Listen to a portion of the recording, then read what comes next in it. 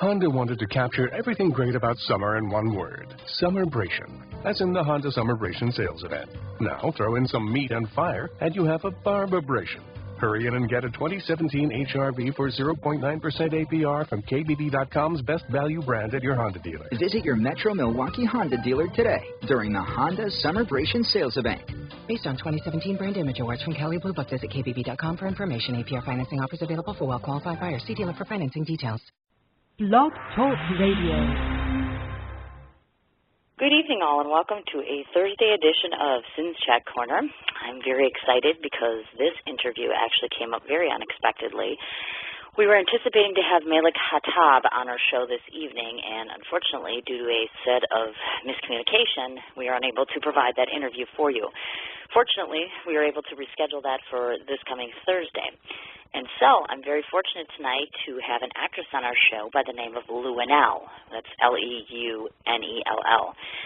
I'm not sure if a whole lot of you are familiar with her, but you definitely should be. She's been in a number of different projects that cover both television as well as theater. She's also a singer, and she's also a comedic performer.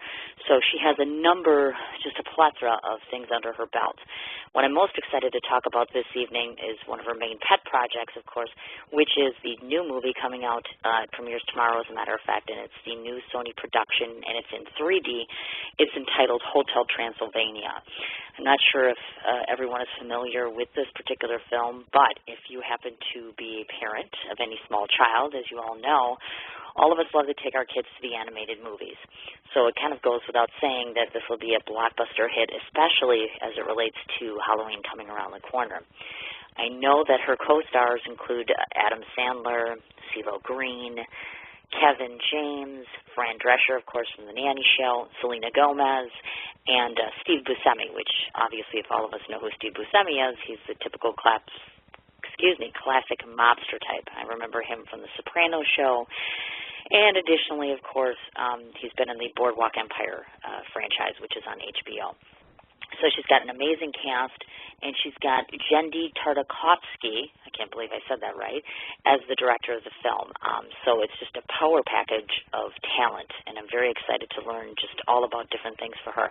I know she's kind of on a timeline this evening because she's actually going to a screening of the event tonight. So we're going to try to make this as concise and as clear as possible for her, and hopefully you'll be able to check out her website and check out the movie as it comes out tomorrow. Now, I don't have her quite on the line as of yet, so I thought that we would go through just a couple of different things up until the point where I have her on the phone with us. First thing I wanted to mention, which you're probably all sick and tired of hearing, but I'm going to throw it out there again, is I'm going to be hosting my charity fundraiser, which is coming up on October 20th of next month.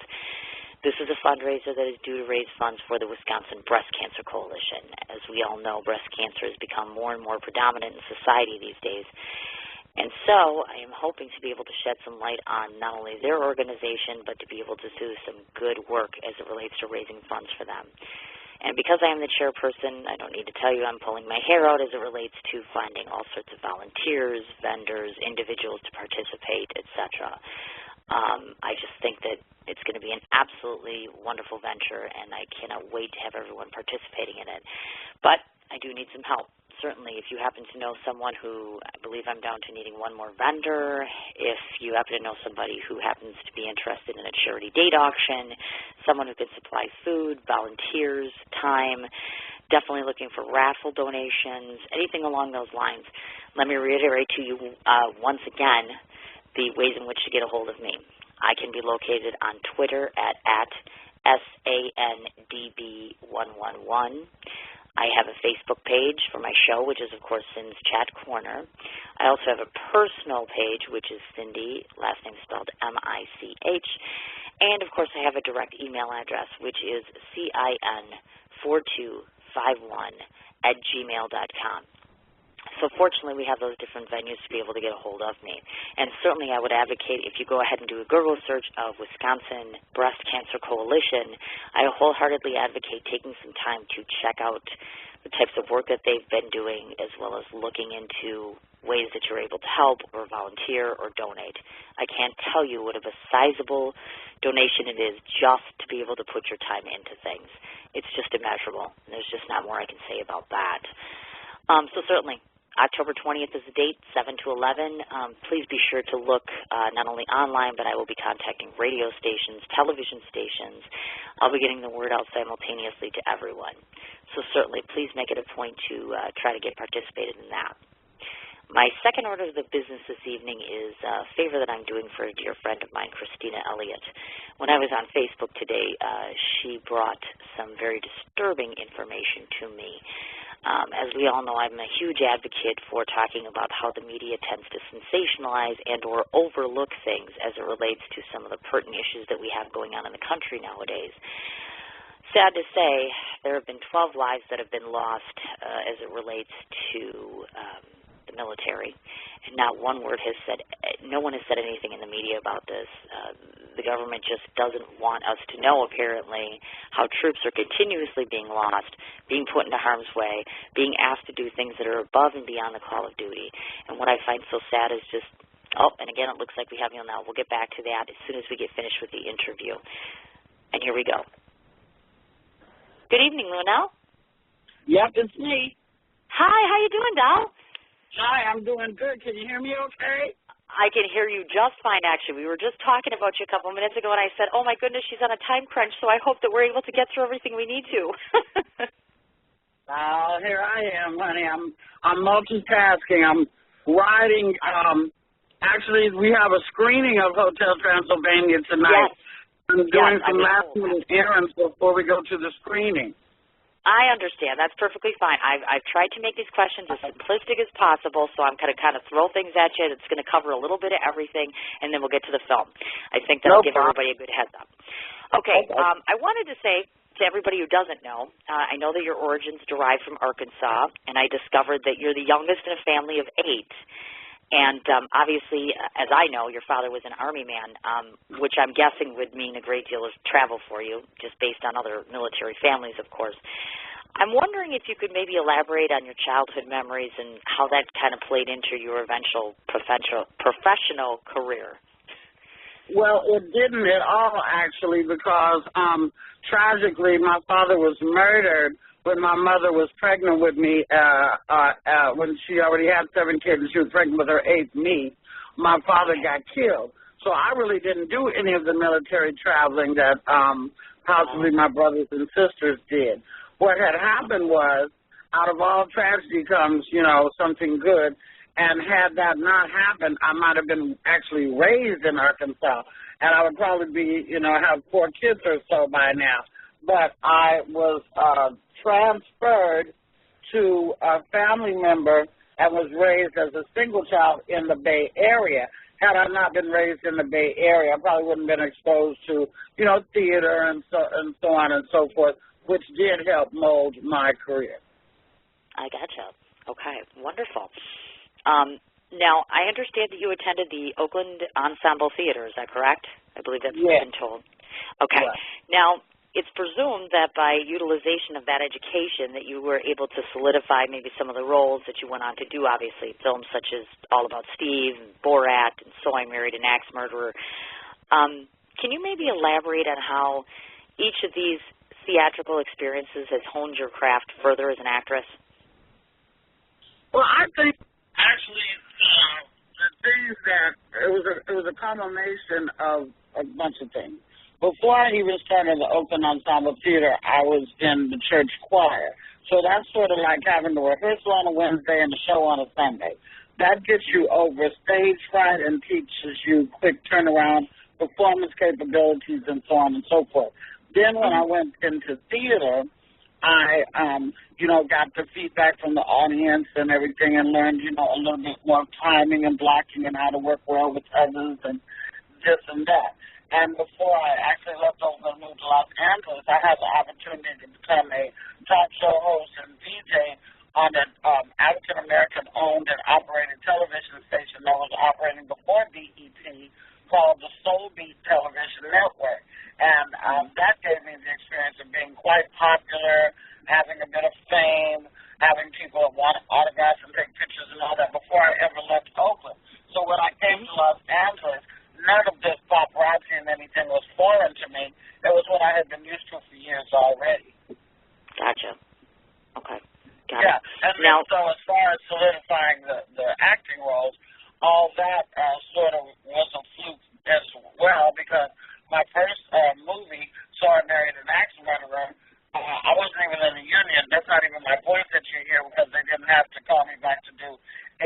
which is voice over. If you sounded muddled in the first take or in the beginning, they'll call you back to redo your voice again.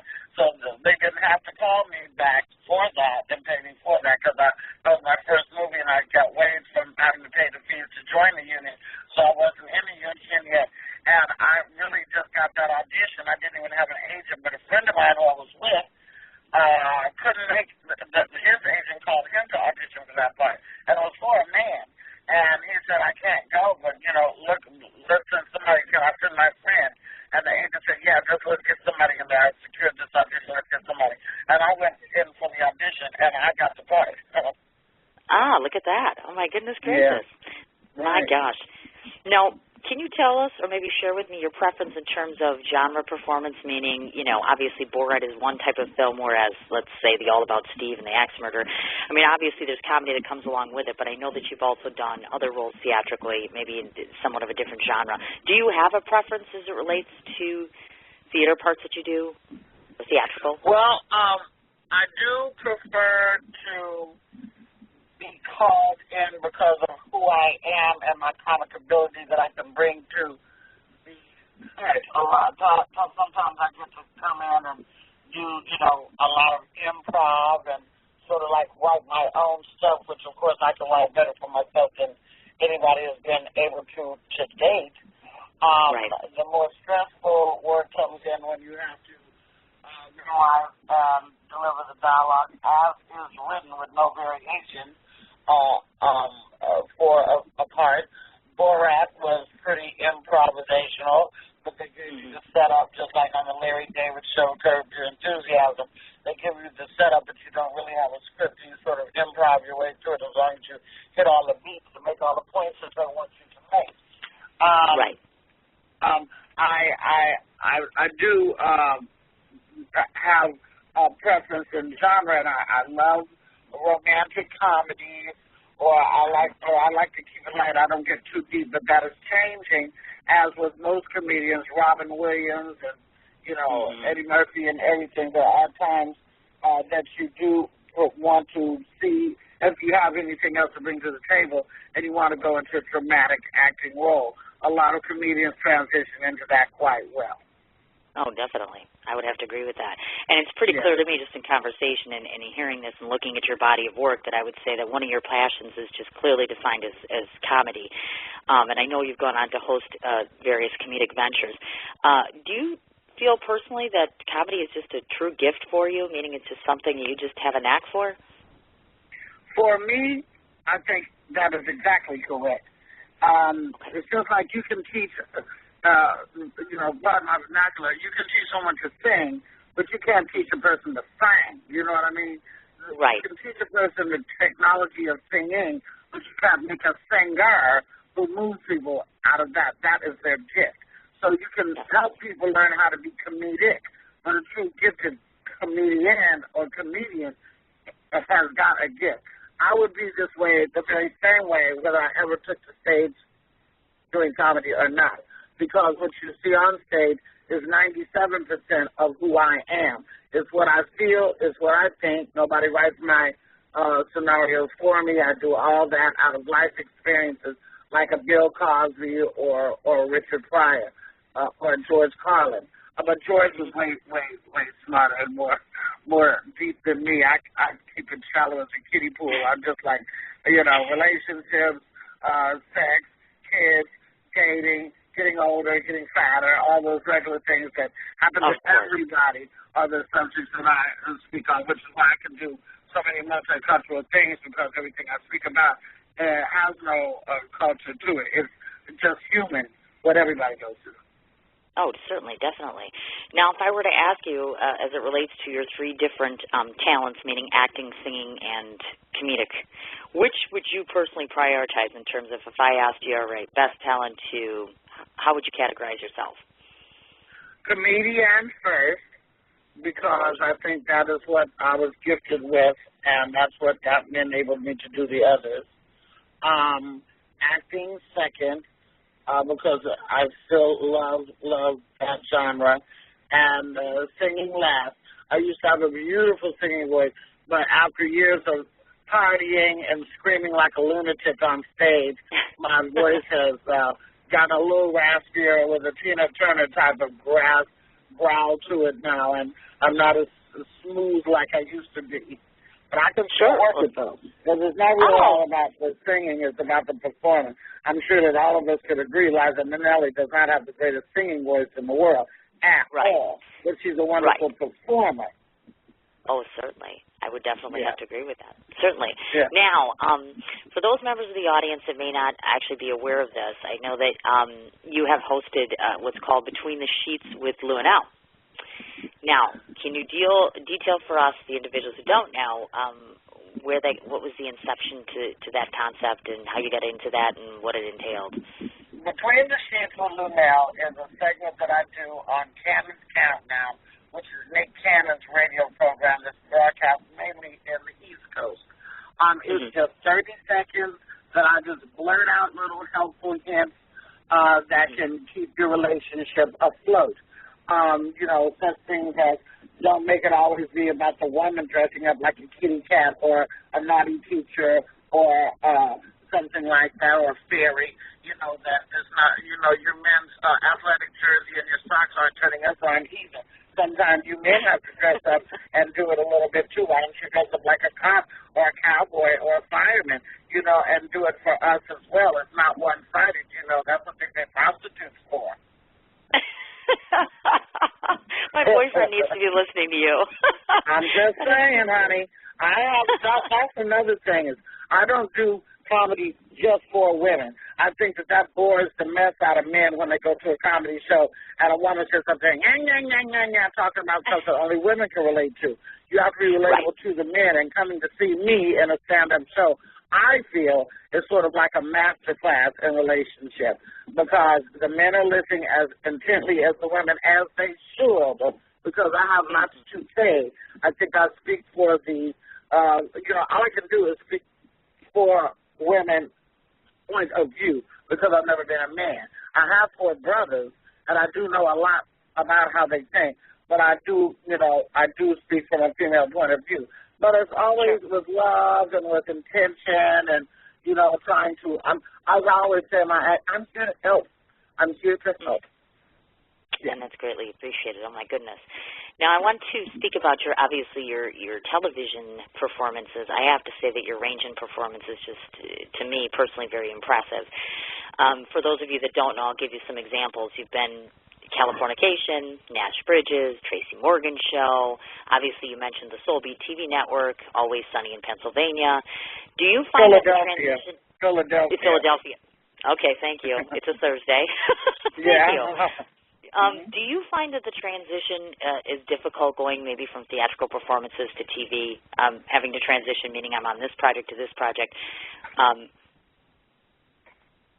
No, I don't find the transition to be hard at all. But that's just me. I think it's much more rigorous and much more disciplined in theater than it ever would be in television. Because in television, you can get a do-over, you know what I mean? And in theater, you cannot. You have to nail it, and then that's it. So the transition from one to the other, for me, is not difficult. Well, certainly. Now, do we envision seeing you on television again, or do you have an upcoming project in the near future as far as television goes that we should be looking for in the works, something you can talk about? Well, I'm always on VH1, like it seems almost every day, doing one of those pop in and make a witty comment things, 100 greatest this or 50 greatest that. So I'm always on VH1 for that.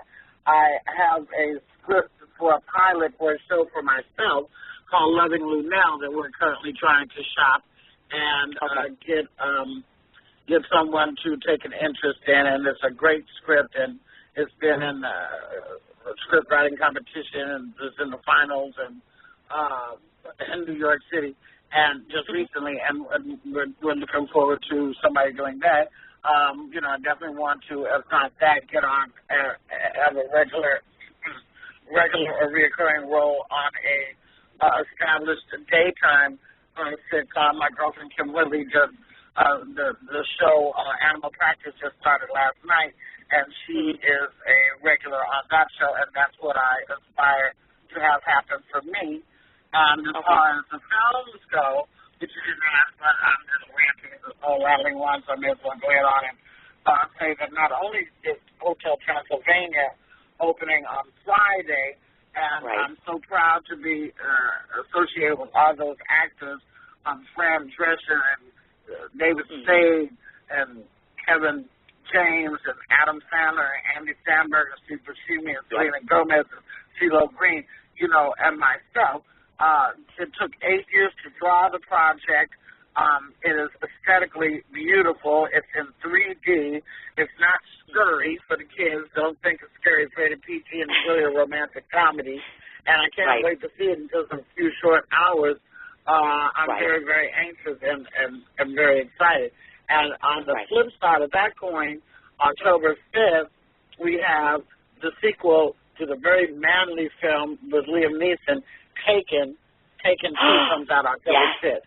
And I'm in that as well. Yeah, and that reaction you had when you sucked the air out of the room, that's what everybody's like, oh, my God, you mean there's a sequel? Because everybody loves Taken so much.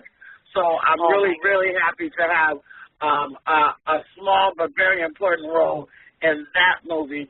And like I said, that's October 5th. So I have a movie in the can. That'll be out next year. That's written and directed by Nick Cannon called School Dance with Mike Epps, myself, Kevin Hart, and Cat Williams. And so, I'm not for lack of work. I just would like, I want what I want. You know what I mean? No, I know exactly what you're talking about. And now that you open up television, I want that TV show. Now that you've opened Pandora's box, I got to ask you this question. Hands down, I got to say, because you opened up the Taken box there, because those of us in the listening audience who have seen the first Taken know that, Liam Neeson is just a force not to be reckoned with, not only on screen, but just an amazing man. I mean, my heart was just devastated when his beautiful, beautiful wife was taken from him. I mean, I guess I'm just curious, like we're all curious, what's the man really like? Because he just seems so overpowering. I'm going to tell you what. Never in my life did I think that I would be standing next to or get to know or speak with Liam Neeson after seeing him and his beautiful wife, Vanessa, on so many red carpets and him in so many blockbuster films. And he's like a Sean Connery. But I never thought I would meet him either, which I didn't, even though we're in the same film. Liam is funny. He is a movie star. He's tall. He is suave. He's got a bit of an accent. He's, very focused. He is well built. He's like, his feet don't really walk on the ground. He sort of just floats by. And I have a picture with him that I tell you, I never thought would be, be taken in a million years.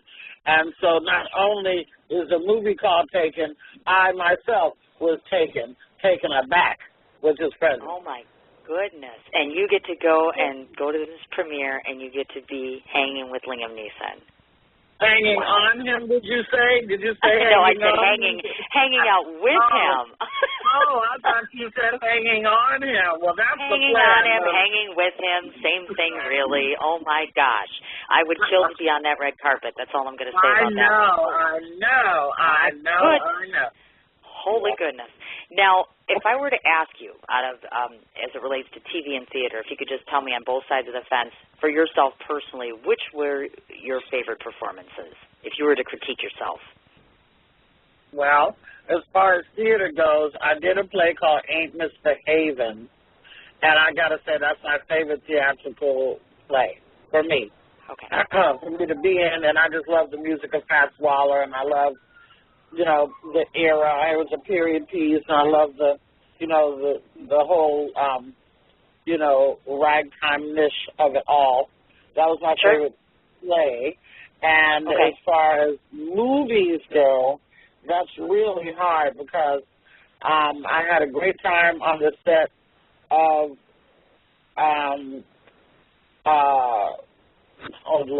Sandra Bullock's movie, All About Eve, with the beautiful Bradley Cooper.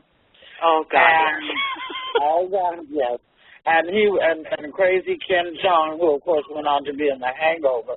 Ooh. Of course. And So I had a wonderful time with Sandy. She was great. Of course, being in the presence of the comedic genius of Sacha Baron Cohen and going to Romania to film the movie Borat was an experience that I'll never forget ever in my entire life. And then, of course, linking up with Adam Sandler has been a great and wonderful experience that doesn't look like it's going to end. This will be the second time I will have been on screen with Adam in 3 months because I did That's My Boy. Yeah. Right. And that was amazing. And, now we're together in Hotel Transylvania. Yes, I was just going to ask you about that. That was my next question, was kind of to just maybe give us some insight into your experience in working with him and maybe how you secured your role in this. Was it you and Adam collaborated, or how did this come about?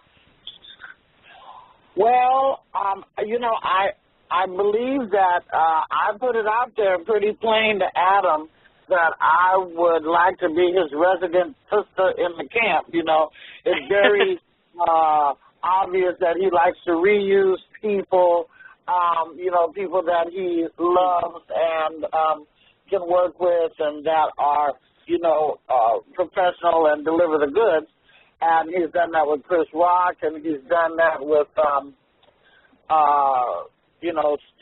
Rob Schneider and other actors. And I put it out there, and I let him know. I'm like, listen, I don't think you have a sister that's affiliated with you, so I want to throw my hat in the ring. Lo and behold, here we are on movie number 2. So, exactly. My grandmother used to use the phrase, the closed mouth don't get fed. So if you don't speak up and say what you want, don't expect people to be mind readers. So everybody's pretty plain about where I'm coming from. Exactly. No, I agree with you 100%. Now, we're all curious, of course, to have to ask the question. You see a screen presence of Adam Sandler, and, of course, you see he's always the guy in the room who's making the ha-ha, funny. Would we be shocked to learn that, is he that way off camera? Is he the same way? Is he more reserved and quiet? What's it like being around him in a working relationship? Well, he's not doing stand-up all day long, but he's very witty. Mostly, I'd say 75% of the things that come out of his mouth are pretty funny and pretty witty, even when he's working and giving directions or whatever like that. He is quieter, as we, all actually are. He has a stand-up background as well, and he, understands comedic timing perfectly. And he is very, very kid-friendly. He was responsible for my daughter's very first-class flight when he flew her to Austin to be with me during the filming of That's My Boy. And he used to play with her on the set. They would punch each other and stick the tongue out at each other. And he's just a regular good. He's one of the good old guys, And, he's very wonderful to work with and wonderful. I'm glad to consider, him a friend as far as, a friend like that could be my friend, you know what I mean? Definitely. No, I understand, definitely. Now, I want to... over or anything yet, but we're working on that. Oh, I gotcha. You are too funny. If you could, please, give to the audience maybe a quick plot synopsis of Hotel Transylvania and maybe kind of tell us how you feel it differs from the other animated films that have been creative in the past as it relates to maybe a Halloween-type movie, because obviously this is more geared towards the holiday.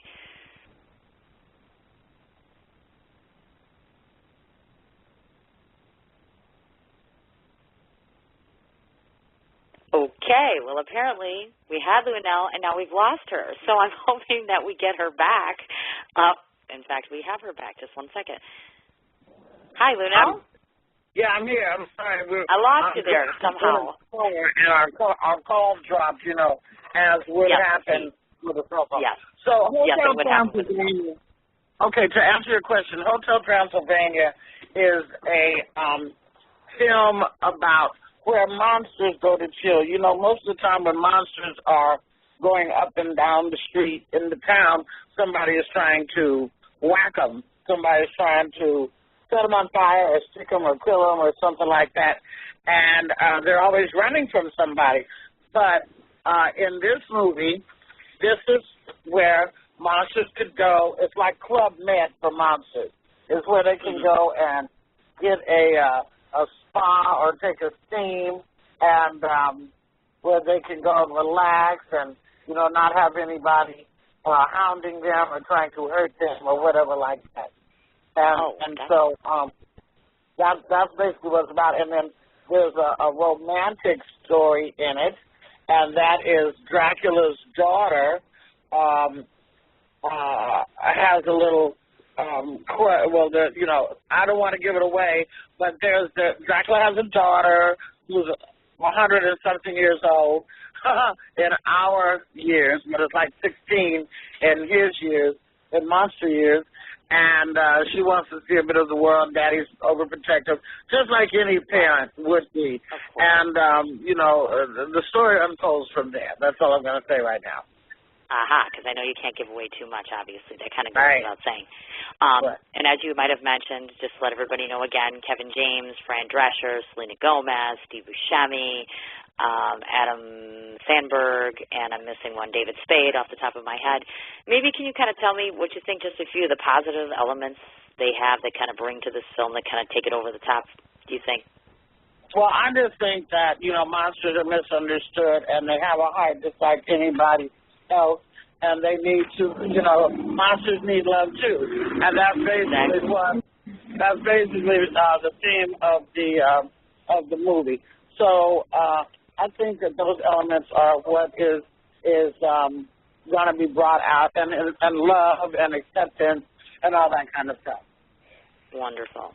Okay, the last thing I wanted to touch on with you, because people probably don't know this, and I find this to be immensely moving personally, that you're quite the advocate for both breast cancer and HIV/AIDS. Are there particular organizations that you work with or want to work with, or what are some of your philanthropic endeavors? Well,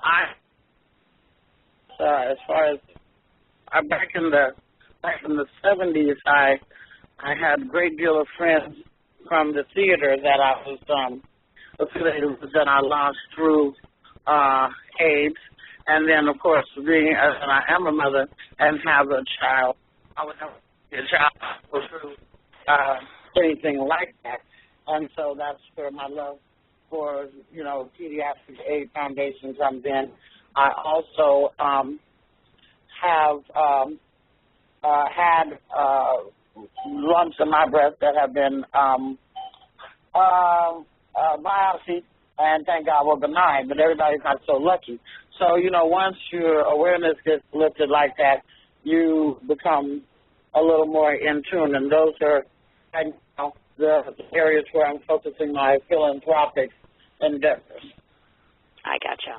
Okay, now just to cover so I don't forget, and in case everybody doesn't know, you have a Twitter handle, which is at Luenell, which is spelled Luenell, right? Yes, right.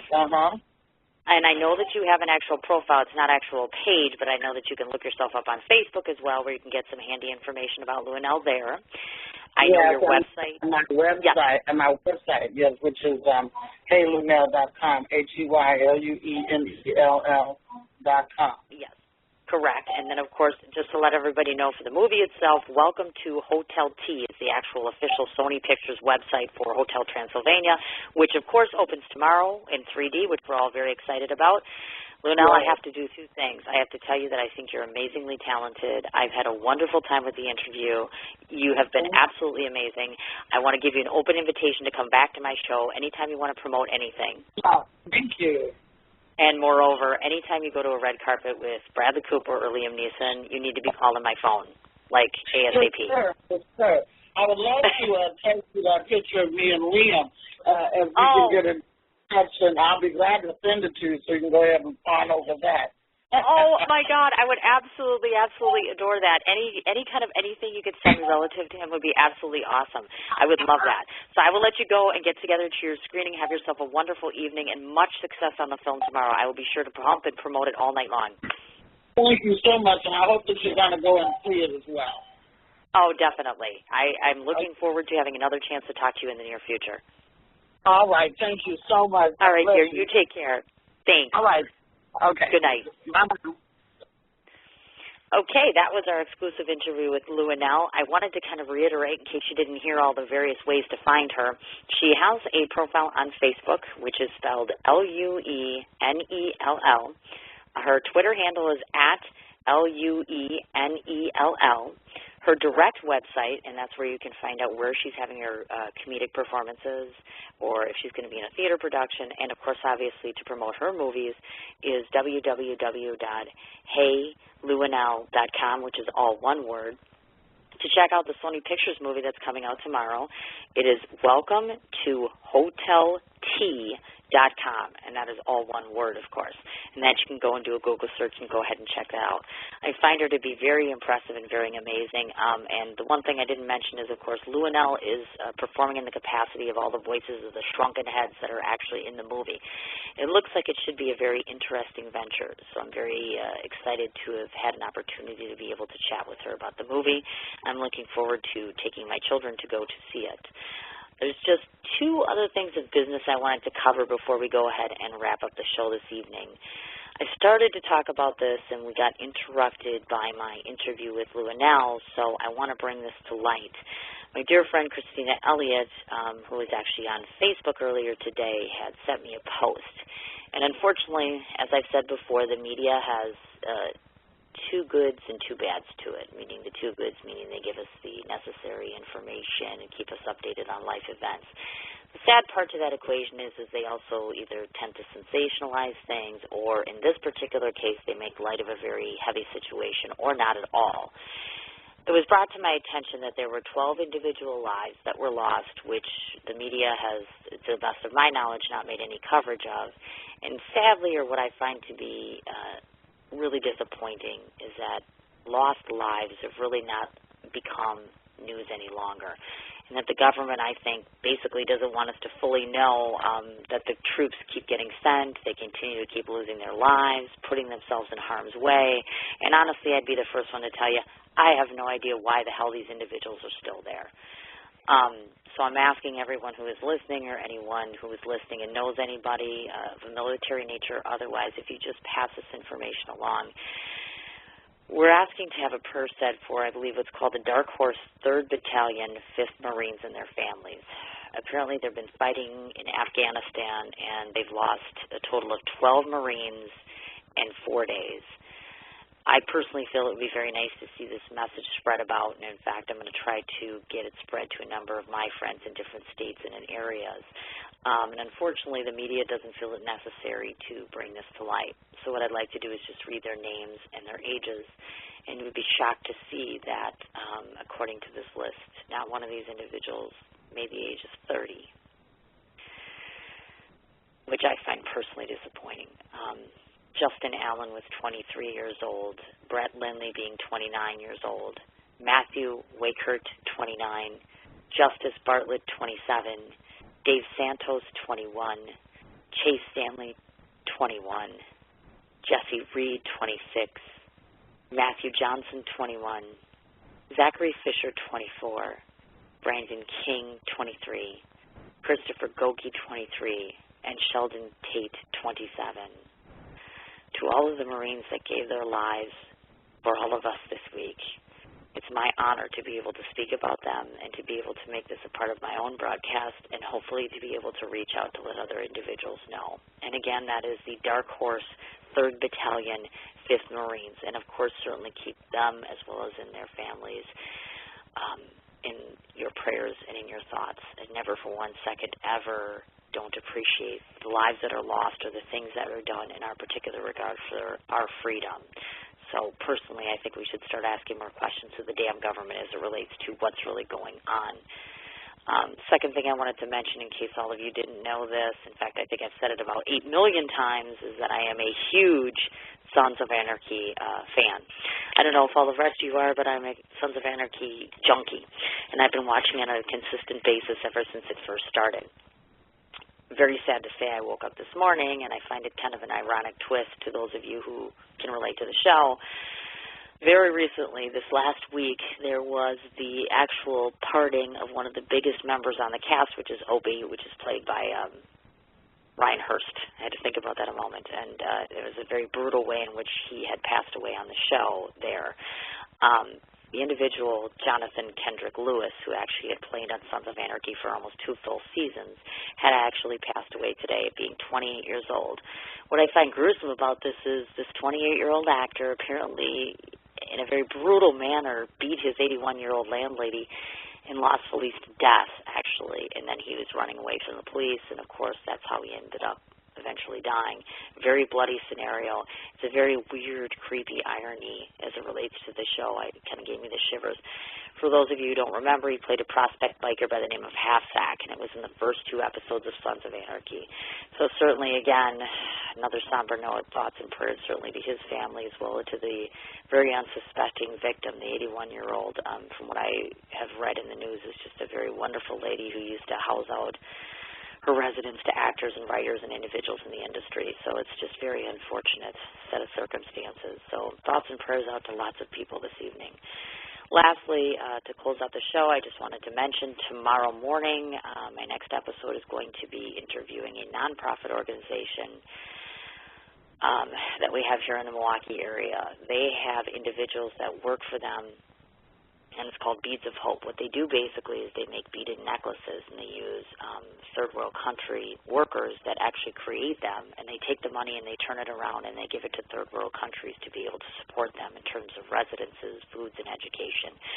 So I find it to be a very vital and hopefully very moving interview tomorrow. That'll be my last interview for the week, and then next week I believe we'll have Wednesday and Thursday and another Sunday interview. So I would greatly appreciate it if you would come and tune in tomorrow. Again, my very great thanks to Luenell for her participation this evening, along with James, her publicist. Thank you so much for arranging our interview this evening. So you have yourselves a good night, and I look forward to talking to you tomorrow. Good night. It's fall. The geese are headed south, and it's time for you to hit the woods. So button things up, find where they hide, and pattern the deer you seek. Come into Cabela's Great Outdoor Days and save over 20% on Herter's Select Grade handgun ammo. Save $180 after mail-in rebate on Walther PPS M2 pistols with instant savings of $80. And get a Vortex Diamondback 3.5 to 10x50 V-Plex rifle scope, just $149.99. Shop in-store and at Cabela's.com. It's fall. The geese are headed south, and it's time for you to hit the woods. So button things up, find where they hide, and pattern the deer you seek. Come into Cabela's Great Outdoor Days and save over 20% on Herter's Select Grade handgun ammo. Save $180 after mail-in rebate on Walther PPS M2 pistols with instant savings of $80. And get a Vortex Diamondback 3.5 to 10x50 V-Plex rifle scope, just $149.99. Shop in-store and at Cabela's.com.